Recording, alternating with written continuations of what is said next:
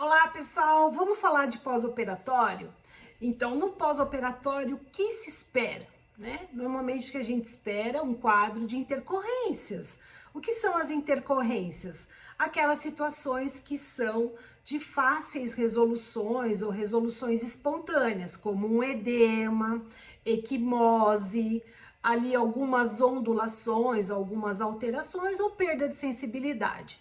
Isso normalmente acontece pós-trauma, né? A cirurgia é um trauma, onde a gente pode ter ali essas intercorrências. Às vezes a gente se pergunta, o que é uma intercorrência, né? Então, intercorrências são essas alterações que a gente pode encontrar ali no pós-operatório. O edema nada mais é do que uma intercorrência simples, porém pode ser controlado, porque ele é um infiltrado, né, de todo o plasma ali, e toda congestão intersticial, mas que com os nossos protocolos ali a gente já consegue resolver bastante dessa congestão, melhorando inclusive a reparação tecidual. Essa outra intercorrência chamada equimose, que muita gente confunde ali com hematoma, a equimose é um infiltrado, né, dos rompimentos dos capilares superficiais, por isso que fica aquele arroxeado. Esse arroxeado, na verdade, é um extravasamento de hemosiderina, de ferritina, levando ali a região subcutânea a ficar mais roxa.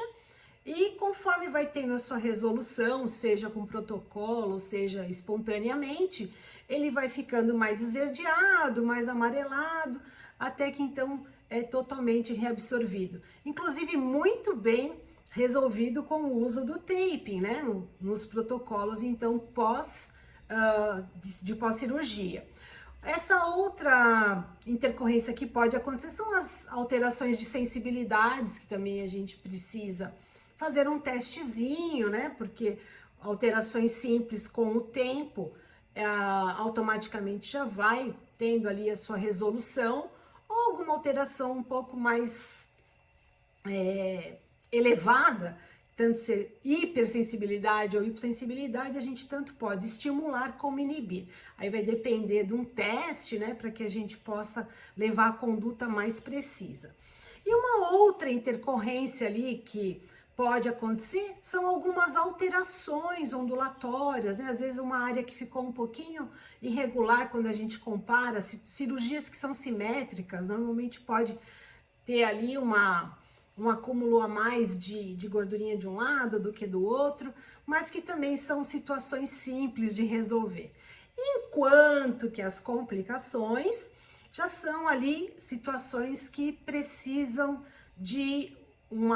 da orientação do médico, muitas vezes a resolução é médica, né? Então, o hematoma é uma coleção de sangue, então rompimento de vasos mais profundos, às vezes até em área muscular, onde precisa ali de toda a conduta médica, porque o sangue ele é maravilhoso quando ele está dentro do vaso. Fora do vaso, ele pode causar ali um dano terrível no pós-operatório, levando inclusive a quadros, né, de infecções ou até de necrose. Então, a hematoma e equimose são duas coisas bem diferentes, tá? Na verdade, são extravasamento de sangue, mas em volumes diferentes, tá? Então, o hematoma é a coleção do sangue numa camada mais profunda pelo rompimento de um vaso de maior calibre, enquanto então a equimose é mais superficial. Seroma, né, que é o tão temido seroma, acúmulo de líquidos, né, do resíduo cirúrgico, é o plasma que está ali tentando ser reabsorvido, mas como teve ali um dano severo em todo o plano intersticial, e a rota linfática está congestionada, está alterada, por isso muitas vezes tem ali a colocação do dreno para fazer todo esse escape desse líquido, e passado aí uma semana, 8 dias, 10 dias, dependendo da cirurgia, o dreno já é retirado. Então, normalmente o seroma coincide com essa segunda semana de pós-operatório pelo acúmulo de líquidos num espaço morto, né? Num espaço, então, pós-cirúrgico, um espaço morto, onde não teve a compressão devida, né? Isso é muito importante a gente prevenir ali com o uso de malhas corretas, o uso, inclusive, do taping, para que diminua esse espaço, para que não tenha o acúmulo de líquidos, então, nos planos profundos, né? Nos planos de acúmulo subcutâneo. Ali outras complicações são as alterações cicatriciais, como um queloide, né, que tardiamente ali pode surgir, ou alguma cicatriz hipertrófica que também pode ter uma resolução com tratamento, ou as deiscências, né, as deiscências ou rupturas de pontos que também podem ser complicações simples, né, quando bem acompanhada, para que possa ter ali uma reparação tecidual, comprometendo pouco a questão estética do tecido cutâneo.